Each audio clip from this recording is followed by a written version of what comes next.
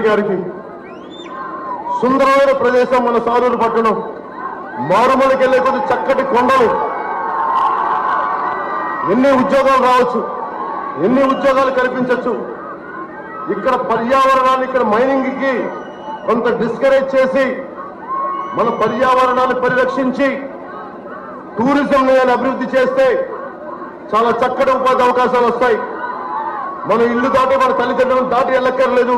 మనం ఇదే ఊర్లో ఉండొచ్చు, అందరికీ వ్యాపారాలు చేసుకోగలం. ఇక్కడ ఇది వారి దృష్టికి రాదు, ఎందుకంటే పెద్ద పెద్ద వ్యక్తులు కాంట్రాక్టులు పెట్టాలి.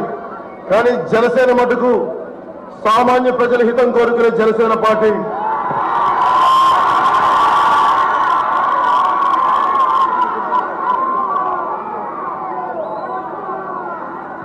అలాగే సమస్యలు ఎక్కడ వస్తుంటే బంజిదేవి గారి గురించి కూడా, ఆయన గిరిజనులు కాదని చెప్పినా కానీ ఆయనకి ముఖ్యమంత్రి గారిని గిరిజనుడిగా సర్టిఫికేట్ ఇచ్చి ఇప్పుడు ఆయనకి ఇన్ఛార్జిగా పెట్టారు. మరి ఇది గిరిజనులకు ద్రోహం చేసినట్టు కదా ముఖ్యమంత్రి గారు? మరి దీన్ని ఏమంటాం? దీన్ని కరప్షన్ కాకుండా ఏమంటాం? చూసి చూడటం పౌరం ఉంటారా?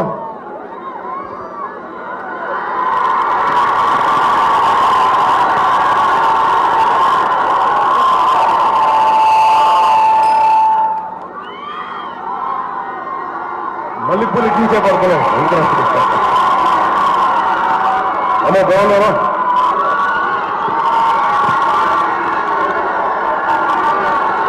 అలాగే ఇంతమంది తల్లులు వచ్చారు, ఇంతమంది ఆడపడుచులు వచ్చారు, ఇంతమంది అక్క చెల్లెలు వచ్చారు.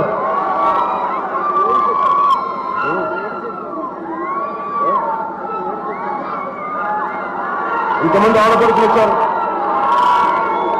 నేను జనసేన పార్టీ పెట్టింది ఆడపడుచులకు అండగా ఉండడానికి. మీరే లేకపోతే వ్యవస్థ లేదు, కుటుంబాలు లేవు, విచ్ఛిన్నం అయిపోతాయి. ఈ రోజున ఇద్దరు కూతురు ఉన్నవాడిని నాకు తెలుసు, ఆడబిడ్డ విలువ నాకు. ఇద్దరు కూతురు ఉన్నారు. అలాగే కౌమార దశలో ఉన్న ఆడపిల్లలకి, వారికి అనేక సమస్యలు ఉంటాయి, స్కూల్కి వెళ్ళే నెలసరి సమస్యలు. ఈ రోజున కేంద్ర ప్రభుత్వం నుంచి నేస్తం అనే పథకం ఉంటే రాష్ట్ర ప్రభుత్వం దాన్ని సరిగ్గా అమలు చేయలేకపోతా ఉంది. ఆడపిల్లలకి ఆరోగ్య పరిస్థితిని చూసుకునే పరిస్థితిలో రాష్ట్రం లేదు. దేనికి అంటే మళ్ళీ దాంట్లో కూడా డబ్బులు కావాలి, కాంట్రాక్ట్లు కావాలంట.